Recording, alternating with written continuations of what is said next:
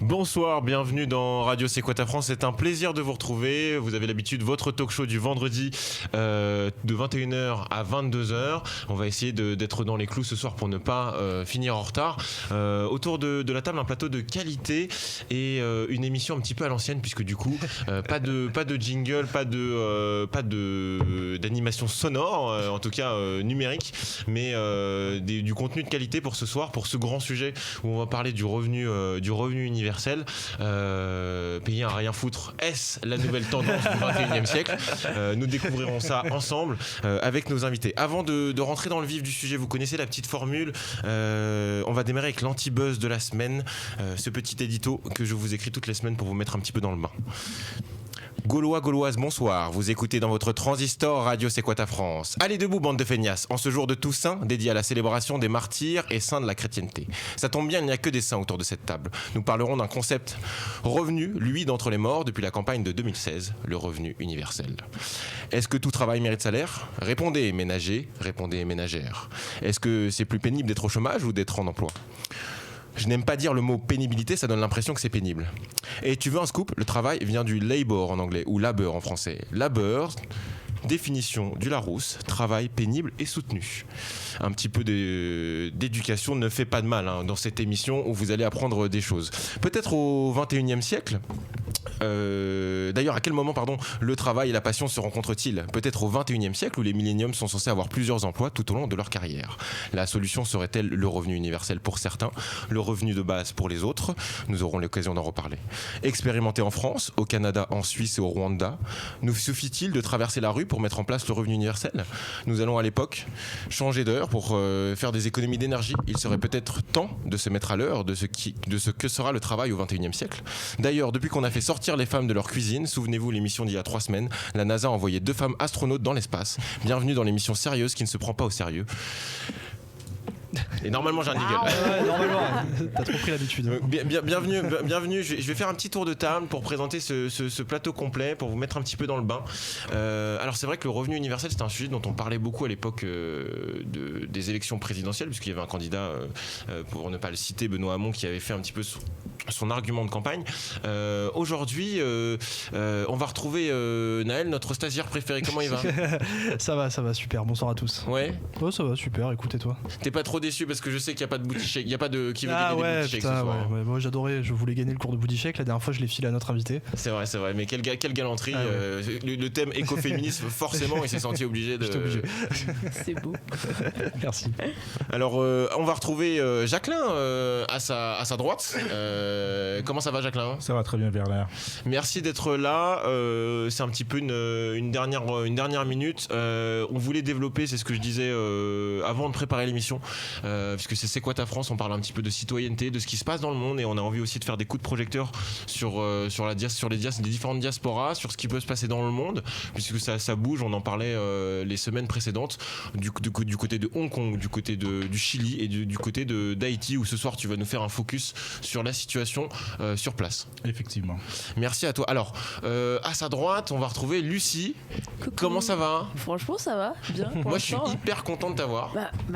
Écoute, moi, pareil, je suis ravie d'être là. Franchement, c'est cool. Je découvre des gens en plus. Ça va. Et du coup, Lucie, qui est humoriste et qui, on aura l'occasion de reparler de ton spectacle et de tes actualités. Voilà. Merci à toi d'être là. On est très content de t'avoir dans Radio C'est quoi ta France. Tristan, comment il va? Magnifique. T'as changé de place, toi? Bah, je sais pas, ouais, je migre aussi. T'es un migrant, toi. Ça y est. On a fait venir SOS Med, ça t'a donné des Exact. Ça va, t'es en forme? Magnifique. Très bien. Bon, très bien. Ouais. Comment ça va, Fanny? T'as la forme? Moi, ça va très bien. Ouais. Parce qu'au début, tu Ravi penses. d'être ici. Bah écoute, on est très content de t'avoir. Moi, on connaît bien le MFRB puisque du coup, ça fait des années qu'on est en contact. Mais c'est la première fois que tu nous fais l'honneur de participer à l'émission de radio. Bah écoutez, ça me fait très plaisir d'être là et puis de venir expliquer un peu ce que c'est le revenu de base. Et on a besoin de se mettre un petit peu à jour sur ces notions-là. Et ça va, t'es plus rassurée parce que tu pensais que tu serais toute seule ce soir. Ouais, je suis contente de voir qu'il y a du monde en vrai. Bah, elle a pris plein de notes là pour parler toute seule. Ouais, du coup, je pensais que j'allais faire 1 heure toute seule, donc j'ai pris des notes. Soliman, pour finir, l'artiste de la semaine, comment ça va? Ça va bien, merci pour Ah, l'invitation. Avec plaisir, avec le petit accent qui va bien. Oui. Tu nous parleras de tes actualités, des événements sur lesquels tu travailles. On avait évoqué tes travaux dans l'émission juste avant la nuit blanche, puisque du coup tu avais fait un happening et on aura l'occasion d'y revenir. Je vous invite à aller voir également sur les réseaux sociaux ce que peut proposer Soliman Lopez. Merci. Pour démarrer ce sujet du revenu universel, j'aimerais bien donner la parole à une experte, en tout cas celle qui travaille au quotidien sur ces thématiques-là, un acteur du changement qui vient nous apporter une idée d'innovation. Fanny, qu'est-ce que c'est, d'où ça vient ce délire du revenu universel? Bon, alors déjà, je vais commencer par expliquer moi d'où je viens.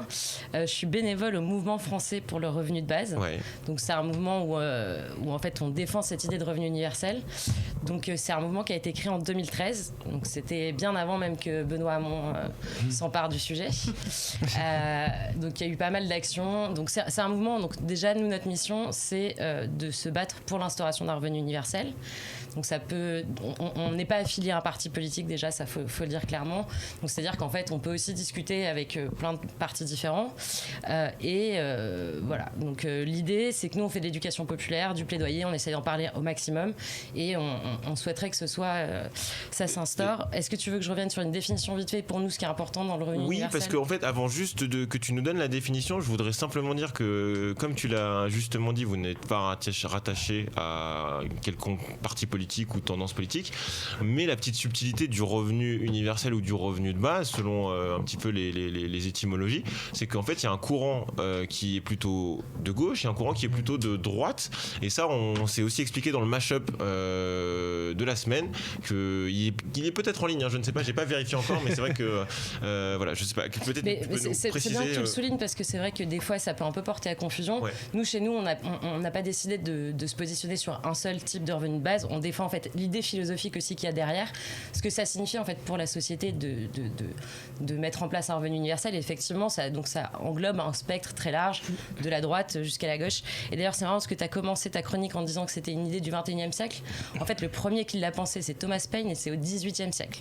Donc c'est pour dire que c'est pas une idée non plus toute neuve. Alors moi j'étais plutôt, c'est vrai, merci de me reprendre, mais j'étais plutôt en fait dans l'application de façon démocratique. Alors, j'ai pas l'impression, alors peut-être que je me trompe, mais tu me corrigeras si c'est le cas.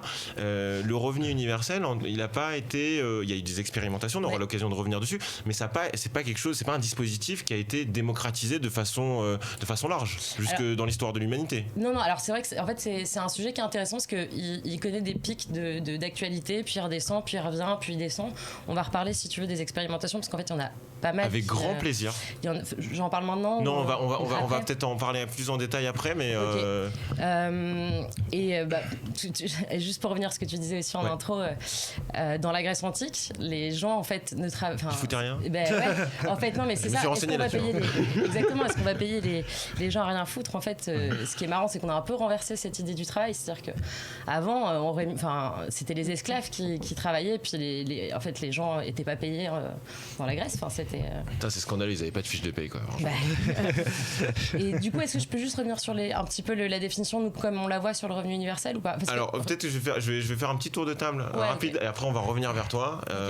J'aimerais, Lucie, que je suis allé voir un spectacle récemment, et il y a un de tes sketchs qui m'a fait mourir de rire, c'est celui où tu parles un peu de notre rapport au travail. Il y a plein de choses magnifiques dans ton spectacle que je vous invite à aller voir. Tu es aux 3 bornes tous les lundis.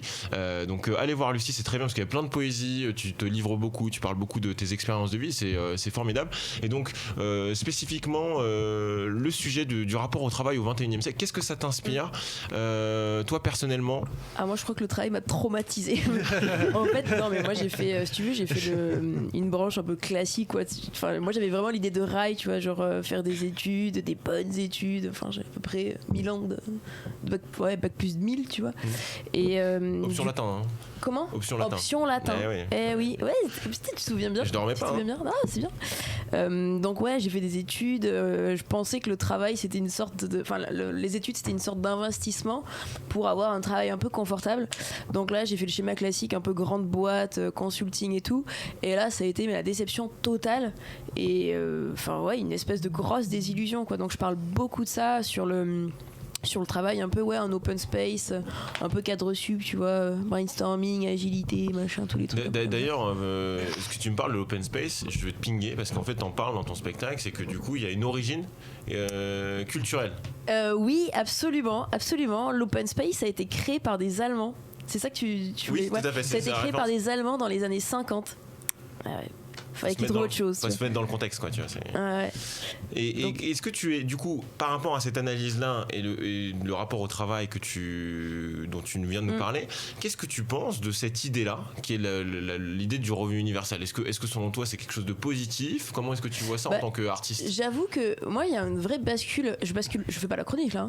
Non, j'en parle un petit peu. Non, moi j'ai une vraie bascule en termes de positionnement, c'est que quand je travaillais, quand j'avais un salaire, on va dire, plus que décent, j'étais contre parce que je le voyais comme une espèce d'attaque je me sentais un peu en danger, tu vois.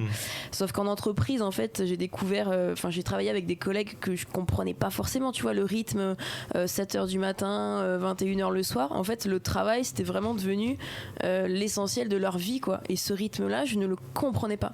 Et c'est-à-dire que moi j'avais un vrai problème de sens, d'épanouissement et d'équilibre un peu dans ma vie. Donc là, le revenu universel, il est venu un peu...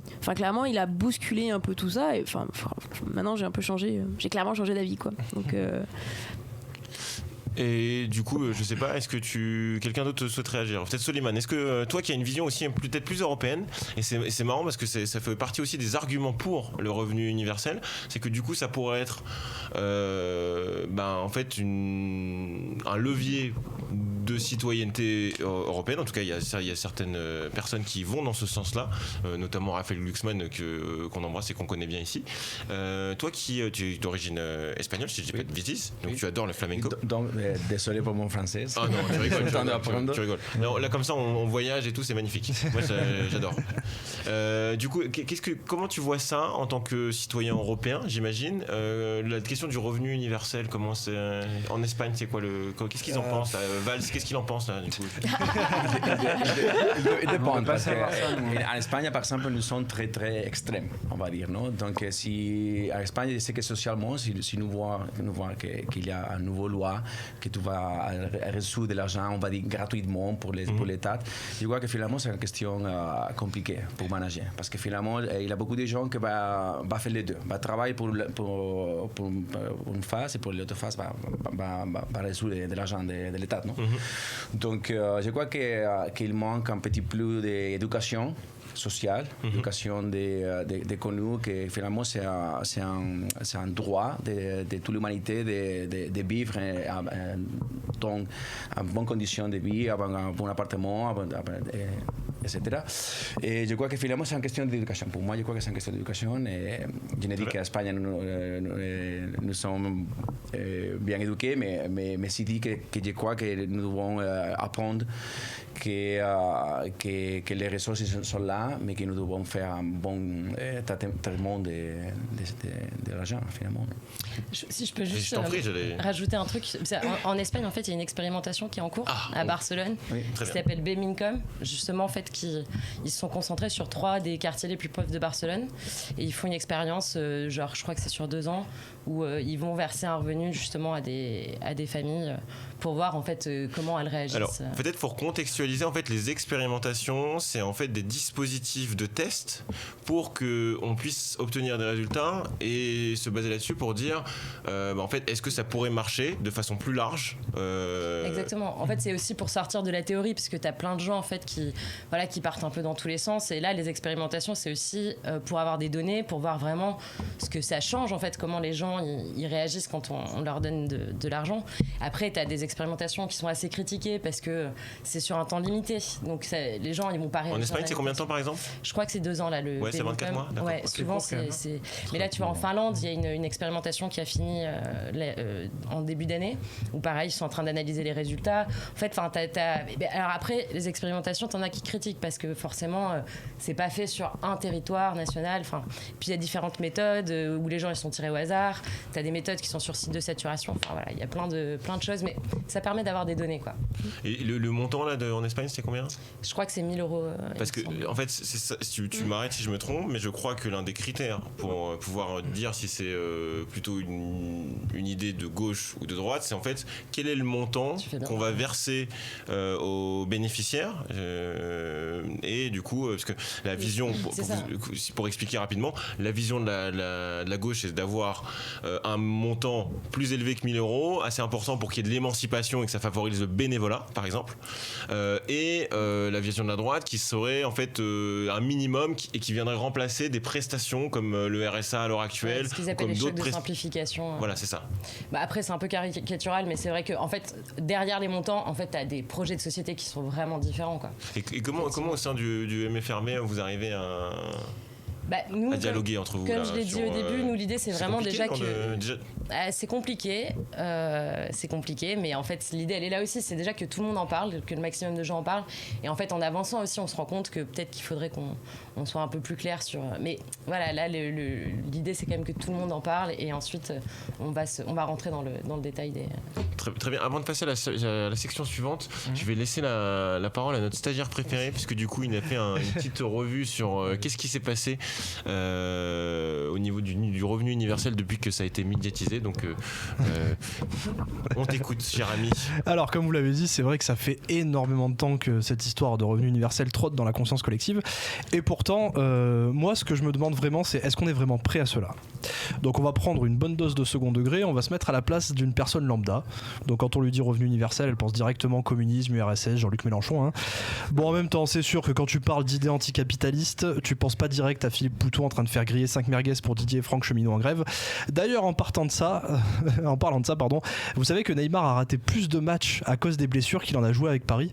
Et je me disais, il faudrait sortir aussi les stats d'un employé SNCF. Est-ce qu'il a fait plus de jours de grève que de travail? Bref, revenons à notre revenu universel qui n'est pas très bien compris par notre personne lambda.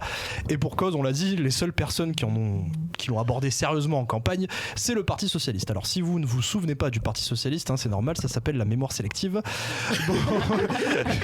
Bon, c'est pas pour moquer, hein, mais Benoît Hamon en figure de proue, c'était pas non plus la meilleure idée du PS, hein, après DSK, Royal, Hollande.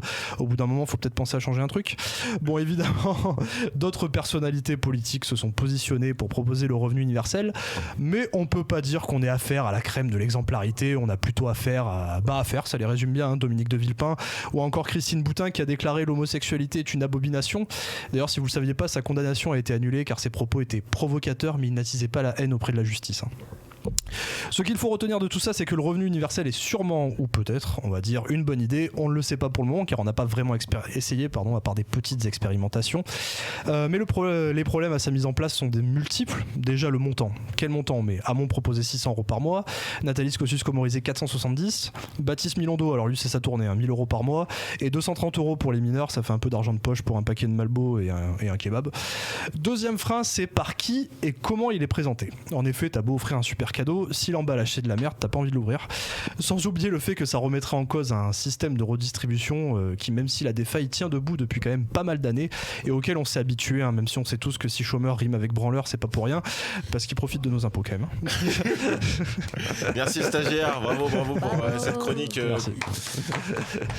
En fait, ça me permet de faire une transition et d'expliquer quelque chose. C'est que quand on parle de revenu universel ou de revenu de base, il y a un terme qui revient tout le temps, quel que soit le montant, en fait, c'est la non-conditionnalité. Exactement. Oui. C'est-à-dire ça qu'en fait fait, partie des 3 critères. Voilà, c'est-à-dire que peut-être que tu peux les rappeler pour les auditeurs. Parce que je le rappelle, on est en direct, hein, parce que du coup aujourd'hui c'est férié, mais on est quand même en train de travailler, de faire un format sur le revenu universel. C'est ça, justement, je pense que c'était important de partir de la définition. Donc, le revenu de base, il faut savoir que nous, on l'imagine. Donc, il y a 3 vraiment critères, c'est l'universalité, l'inconditionnalité et l'individualité. Et ça, en fait, ça change beaucoup de choses. Et même dans les débats, on voit que là, par exemple, en ce moment, le gouvernement propose un revenu universel d'activité. Donc, rien d'universel, faut le savoir.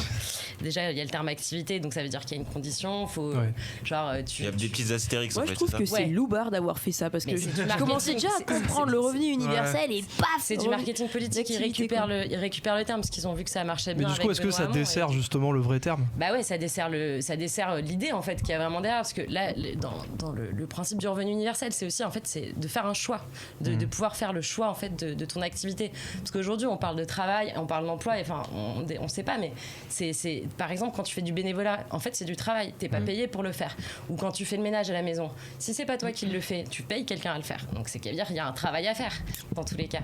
Donc voilà, en fait il y a aussi ça un peu, il y a une espèce de confusion sur les activités, sur en fait l'emploi c'est vraiment le travail salarié, et aujourd'hui on voit que ça en fait, juste là où t'es payé en fait pour faire les choses, quoi. Mais à partir de quel âge on va distribuer ça? Alors le principe, nous on le défend, il faut que ce soit versé de la naissance à la mort.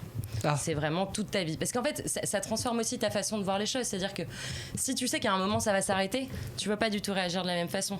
Et juste donc pour parler un peu de ça, c'est assez marrant parce que quand on pose la question aux gens, vous feriez quoi avec un revenu universel?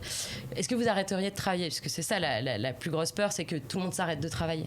Et en fait tu te rends compte que 43% des gens disent ah non, mais enfin non, il y a 7% des gens qui disent genre moi je continue à travailler, mais par contre les gens ont peur que ce soit son voisin qui s'arrête de travailler. Donc c'est assez intéressant de voir ce truc où toi tu te dis moi je vais continuer à travailler, j'ai besoin d'avoir une activité, par contre tu te méfies de ton voisin, quoi. Bah, le truc c'est qu'on observe déjà ça avec les allocations chômage, où t'as des gens qui arrivent sur 2 ans donc à profiter du revenu, et qui en profitent pour s'arrêter de travailler justement. Donc je pense que c'est une crainte. Tu parlais d'expérimentation tout à l'heure, c'est sur un petit panel.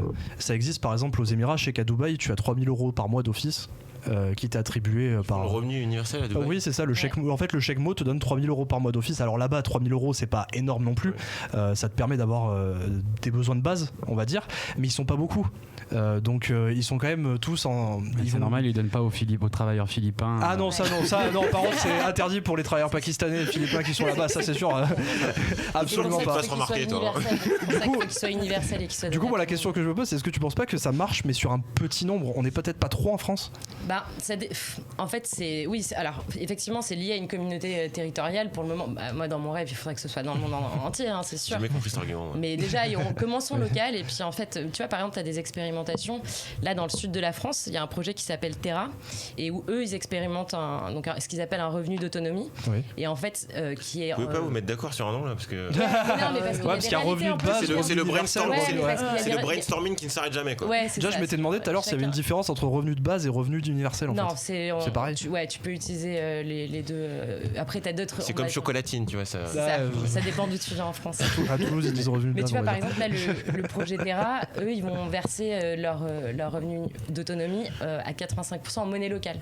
Parce que tu vois, l'idée derrière, c'est aussi. C'est super, ça. Mais c'est génial, parce que l'idée, c'est en fait de créer aussi un écosystème et que l'argent ne serve pas juste à faire de la spéculation sur les marchés financiers, mais que ce soit aussi genre pour en fait contribuer à la production locale. C'est de l'argent en fait juste qui reste aussi dans des circuits fermés et qui recrée du lien social, parce qu'il y a ça aussi l'idée derrière. Merci beaucoup pour ces précisions. Jacqueline, est-ce que ça fait partie des...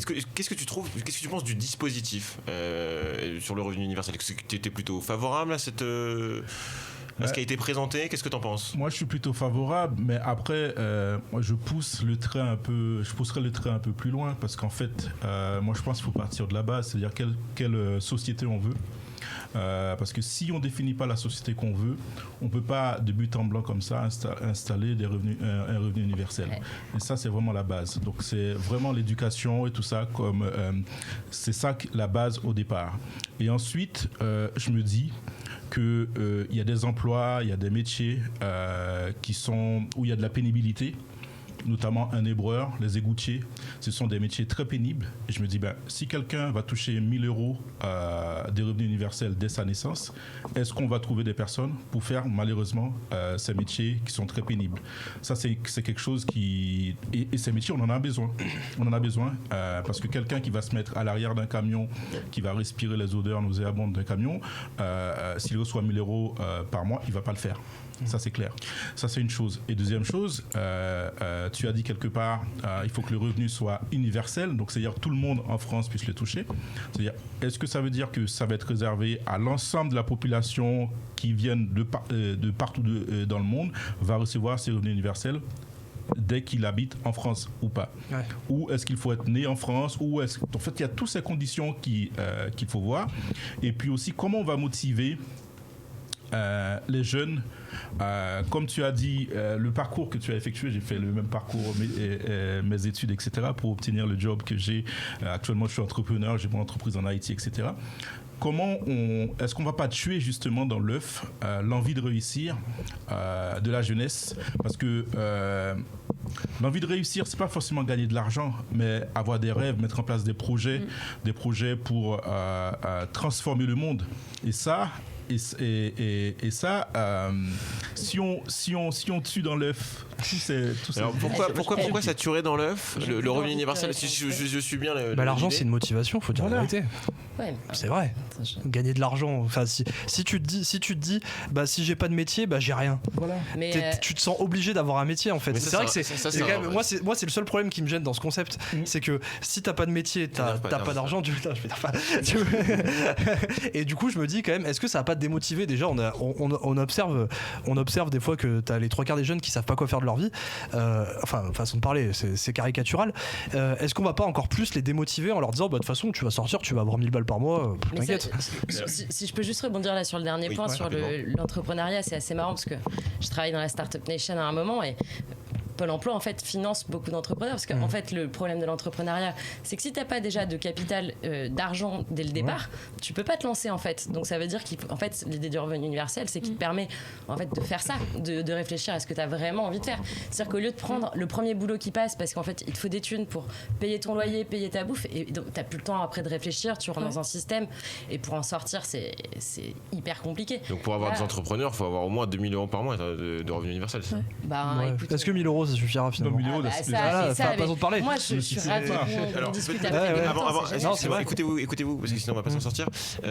Du coup, au-delà des entrepreneurs, Soliman, comment est-ce que peut-être tu peux nous parler de ta carrière et de pourquoi est-ce que tu as décidé de devenir artiste? Ça fait combien de temps que tu vois, et est-ce que du coup tu pensais au revenu universel quand tu t'es dit quand tu t'es lancé?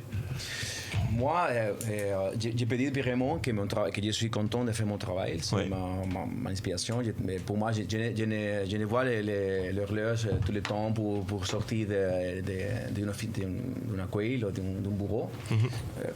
Donc, je suis content pour ça. Et finalement, je crois que la structure sociale était créée à l'inverse. Ça veut dire que l'éducation, finalement, c'est de créer un métier qui va répondre à la nécessité, les besoins d'une entreprise.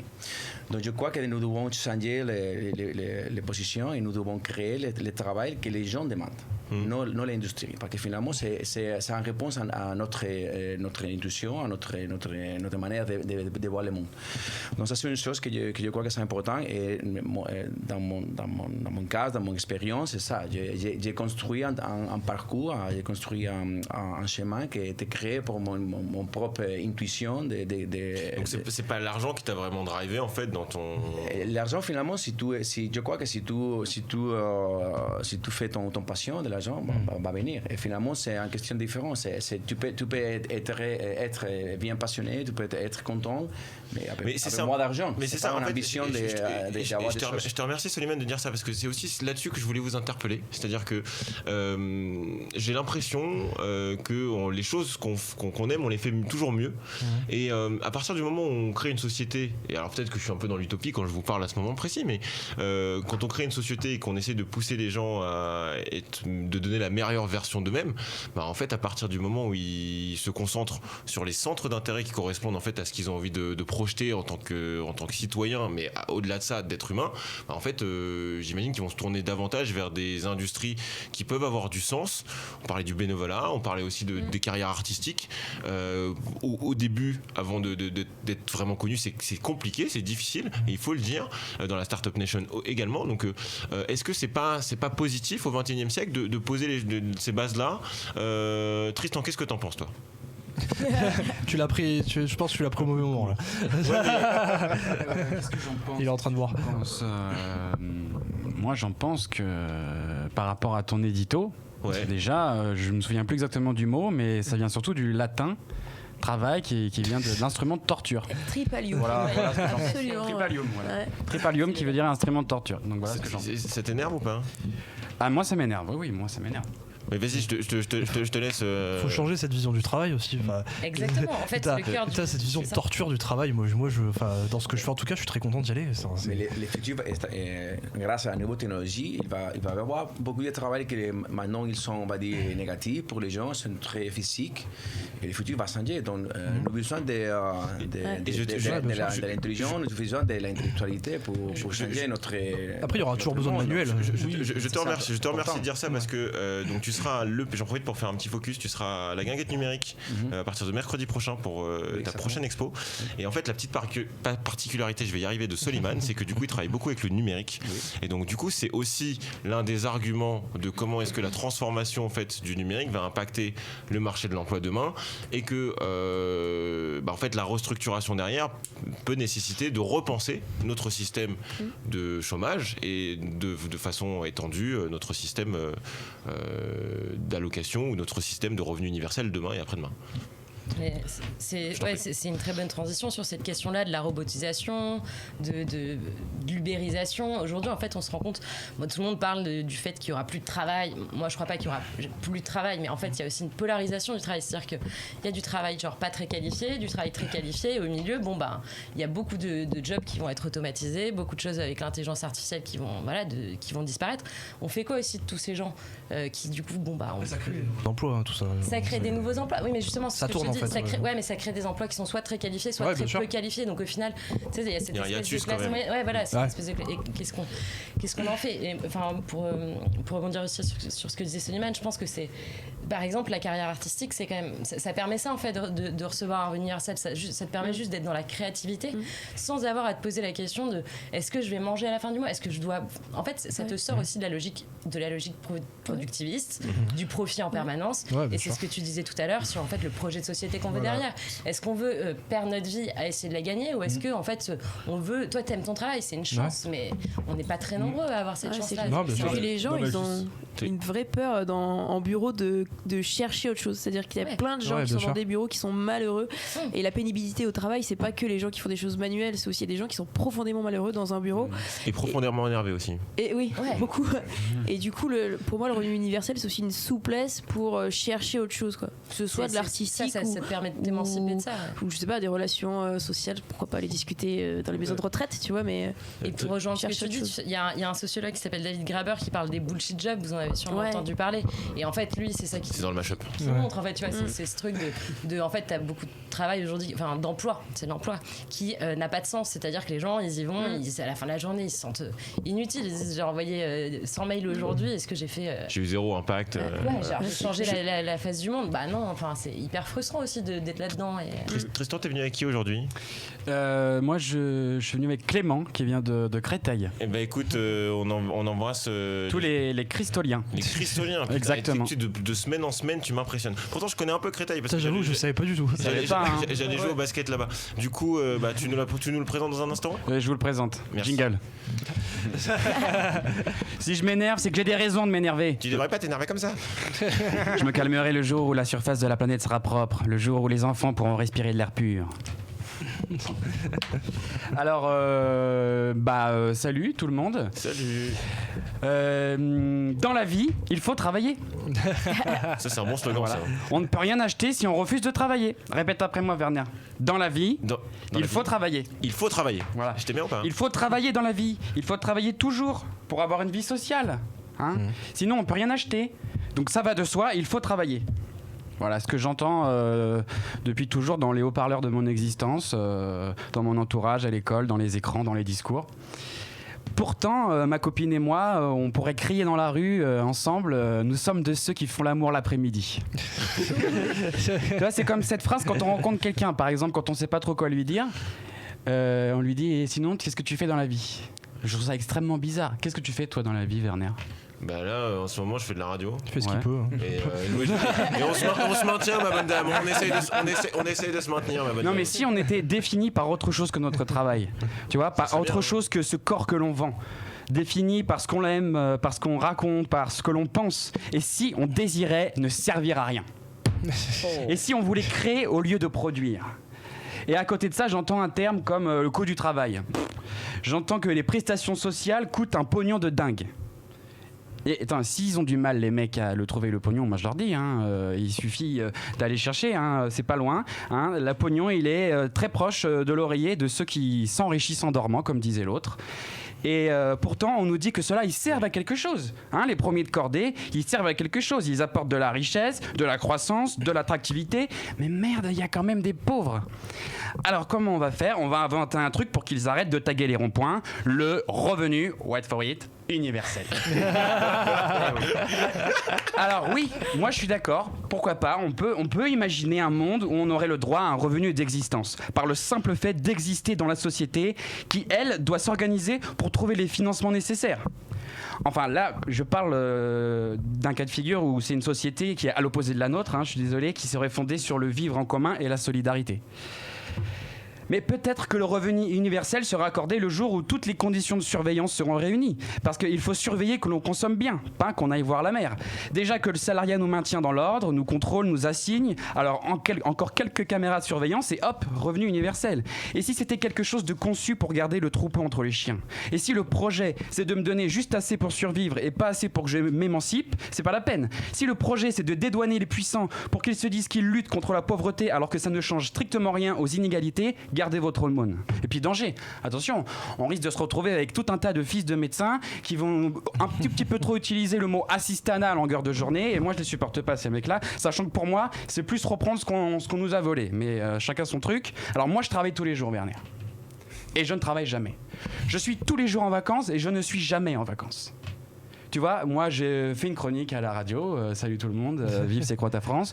J'ai écrit des textes de romans, de théâtre, je mets en scène des spectacles, j'organise un festival de théâtre et de musique, et parfois je ne gagne pas un copec là-dessus. La plupart du temps d'ailleurs. C'est du travail non payé. Voilà. Et peut-être que ça n'a aucune valeur pour certains, peut-être qu'un être qui ne peut pas être compté ne vaut rien. Et moi, alors, je suis inutile à l'économie. Ça tombe bien, parce que je suis contre l'économie.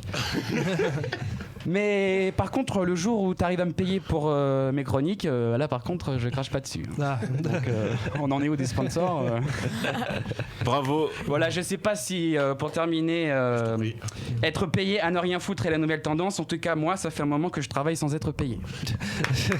Bravo à toi.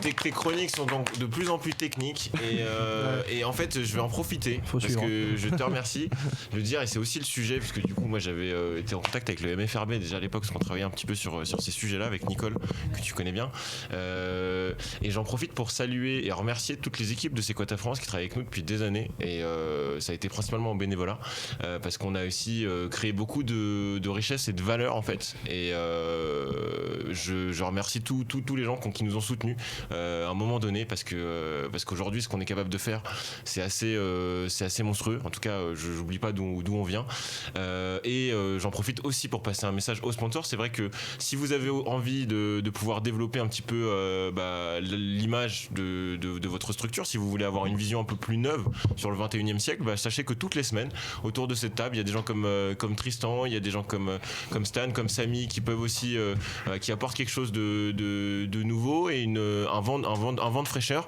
et que voilà, le message a été passé et que je serai le plus heureux du monde le jour où je pourrai le faire. Donc merci à vous encore. Et je fais pas ça pour ça. Oui, non mais je sais, mais ça fait quand même partie des objectifs qu'on s'est fixés cette année, et j'en profite pour saluer toutes les équipes de C'est quoi ta France. Justement, c'est un point hyper intéressant. Ouais. Ça veut dire qu'en fait t'as pas besoin d'être payé pour avoir envie de le faire. Enfin, tu vois, genre, même si t'es pas payé, tu le fais. Donc, en fait, les gens qui ont peur que les gens s'arrêtent de travailler, regarde. Oui, mais on continuera à faire des choses parce qu'on a besoin de ce lien social, on a besoin de... moi, je vais venir plus souvent, c'est payé, je veux le dire. Non, mais bien sûr, t'as pas besoin t'as pas besoin d'être payé pour avoir envie de le faire, c'est certain. On fait des choses, même en fait, on n'a pas besoin d'être payé pour avoir envie de faire des choses, en fait. Bien sûr, par contre, il y a d'autres activités qui sont impossibles si t'as pas les financements. Justement, si tu recevais ton revenu universel, tu viendrais ici toutes les semaines avec quoi. That's right. Plus de plaisir. C'est beau. Elle a bien vendu. C'est très bien Alors, vendu. on va faire un petit. Avant que. J'aimerais qu'on fasse un petit focus sur Haïti, parce que c'est un des sujets du jour. Je vais en profiter pour faire une petite transition. Et avant de te donner la parole et que tu nous parles un petit peu de la situation en Haïti, j'aimerais qu'il y a beaucoup d'Haïtiens qui nous ont aidés, qui nous ont soutenus dans les projets de C'est quoi ta France. Donc j'en profite pour les saluer aussi, parce que du coup, C'est quoi ta France est aussi ouvert sur le monde. Il y a eu différents types d'expérimentations, tu en as parlé, dans la région de Bordeaux, il y avait la Suisse, on en a parlé. En Suisse, ils n'ont pas fait d'expérimentation, mais ils ont fait en fait un référendum pour voir si. Ah oui, c'est un référendum, mais ils n'ont pas mis en place encore. Non. Ok. Et en fait, moi je voulais opposer, parce que c'est dans le mashup que vous pouvez retrouver sur la chaîne YouTube de Radio C'est quoi ta France, les expérimentations aussi qui ont été faites au Rwanda, si je dis pas de bêtises. Alors, il y a eu Kenya. Namibie, Kenya, en fait. Oui, c'est Kenya les premiers. Et du coup, il y avait il y a un documentaire Arte qui a été fait dessus, qui est de grande qualité.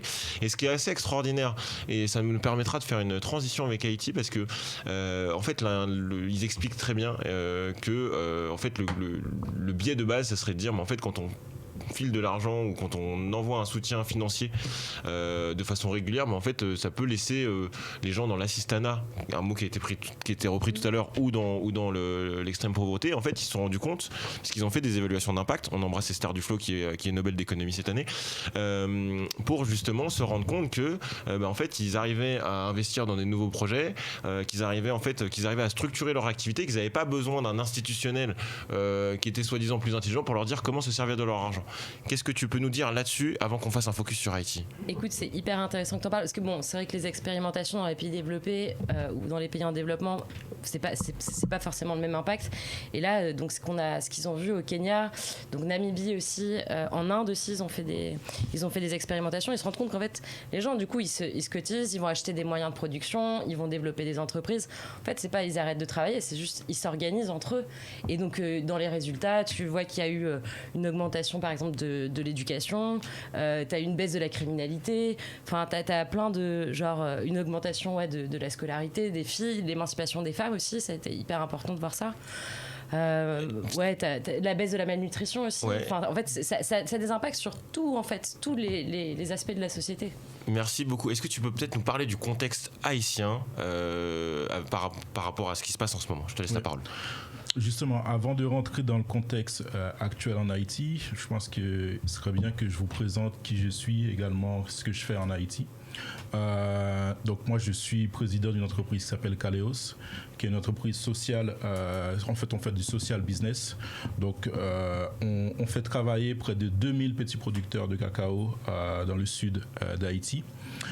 On a construit une petite usine pour transformer ces cacaos qu'on vend en Suisse, en Belgique, en France, aux Pays-Bas, un peu partout, qui sont transformés dans un chocolat vraiment haut de gamme. Donc, dans le contexte dans lequel nous, on est intervenu en Haïti, c'était des ONG qui dominent partout en Haïti. Et ces ONG mettent le peuple sous assistanat. C'est-à-dire qu'il n'y avait pas de développement possible. Les gens, ils attendaient des subsides des ONG pour avancer. Donc, ce qui fait qu'il n'y avait pas de développement. C'est des subventions. Donc, nous, on est arrivé en 2011 sur place. On s'est dit, on va changer complètement la manière de faire. On va mettre les gens au travail, on va leur permettre de travailler et surtout, ils vont recevoir un revenu par rapport à leur travail. Donc, on a créé des emplois directs et surtout les paysans qui avaient des champs, on leur a permis de vendre leur production dans la coopérative et transformer cette production. Donc, on a multiplié par 4 le revenu de ces paysans entre le moment avant qu'on arrive et jusqu'à maintenant. Même dans certaines zones, on a multiplié par 5. Et avec ces revenus, c'est que ces paysans, ils peuvent payer la scolarité de leurs enfants. Parce que l'école, malheureusement, en Haïti, l'école, même pour les plus jeunes, il faut payer. C'est à la maternelle, il faut payer. Donc, ils peuvent payer la scolarité de leurs enfants. Ils peuvent les soigner quand ils sont malades. Donc, on a changé complètement, dans la région où on intervient, on a changé complètement la manière de voir, c'est-à-dire la manière d'appréhender le travail et surtout la manière de vivre grâce à leur travail. Donc ça, c'est le contexte, moi, mon contexte personnel, ce que je fais en Haïti, même si je suis pas tout seul, il y a toute une équipe autour de moi, ce qu'on fait notamment en Haïti. Tu pourras m'envoyer les liens, comme ça on les mettra en avant sur le site. Exactement. C'est quoi excuse-moi, juste le salaire moyen d'un Haïtien en fait de base? Le salaire moyen d'un Haïtien de base, ça va être un ouvrier, ça va être $2 par jour. Ah, en effet, ouais, c'est... Et je $2 par jour. Je crois que la situation politique actuelle est assez tendue. Peut-être tu peux faire un petit focus là-dessus. Exactement. Le pays est gangréné par la corruption. C'est-à-dire, pour en résumer, sous les 10 dernières années, il y a près de 4 milliards de dollars qui ont été pris par les différents présidents qui étaient en place. Et là, le peuple, dans sa grande majorité, a dit stop. Donc là, actuellement, il y a des grandes manifestations dans toutes les villes du pays, dans tous les villages du pays. Au moment où je vous parle, là, on va attaquer le deuxième trimestre en France. En Haïti, il n'y a pas encore eu le premier trimestre. C'est-à-dire que les enfants n'ont pas encore repris le chemin de l'école depuis le mois de juin. Parce que le pays est complètement bloqué. Et ce qu'il y a de plus grave, c'est que comme les routes sont bloquées, il n'y a plus de ravitaillement dans les villes de province. Les hôpitaux ne sont plus ravitaillés, notamment tout ce qui est oxygène, etc. Il manque de l'essence. Il n'y a plus rien dans le pays, donc les gens malheureusement meurent à petit feu. Qu'est-ce qu'on peut faire ici localement à part être au courant et soutenir des actions locales? Ce qu'on peut faire, moi je pense qu'il faut crier le plus fort possible pour que, notamment au niveau de l'ONU, au niveau des instances à l'international, puissent vraiment mettre un focus sur Haïti. Parce que là, malheureusement, les États-Unis qui étaient assez interventionnistes en Haïti, là ils ont d'autres chats à fouetter avec ce qui se passe avec le président actuel. Le Canada, il y a eu des élections, donc pareil. La France, j'ai l'impression que le président Macron, Haïti peut-être qu'il connaît pas, mais Haïti, voilà. Mais pour les gens qui nous écoutent, il suffit juste d'aller sur Wikipédia. Haïti, c'était une colonie française, la colonie la plus riche. Première indépendance d'ailleurs. Voilà, première indépendance. Donc il y a des liens assez forts entre Haïti et la France. Mais là, le peuple se meurt, les gens meurent parce qu'il n'y a pas d'oxygène, les gens meurent parce qu'ils n'ont pas à manger, les gens meurent parce qu'ils n'ont pas de quoi se nourrir. Je suis désolé de te couper, merci beaucoup pour ce témoignage-là. On suivra tout au long de la saison et tu me donneras les informations, on les fera partager. Il faut que je donne la parole à Lucie. Si tu veux bien nous faire l'honneur de clôturer cette émission sur le revenu universel, je t'en prie Lucie. Merci trop beaucoup. de pression là. Non, pas du tout. On est entre nous, on est en famille. Ok, ça marche. Alors le revenu universel, aujourd'hui je suis pour. Et avant j'étais naïve. Je pensais que le travail c'était la santé et paf, j'ai fait une dépression. Alors la dépression c'est quand tous les jours ça va comme un lundi.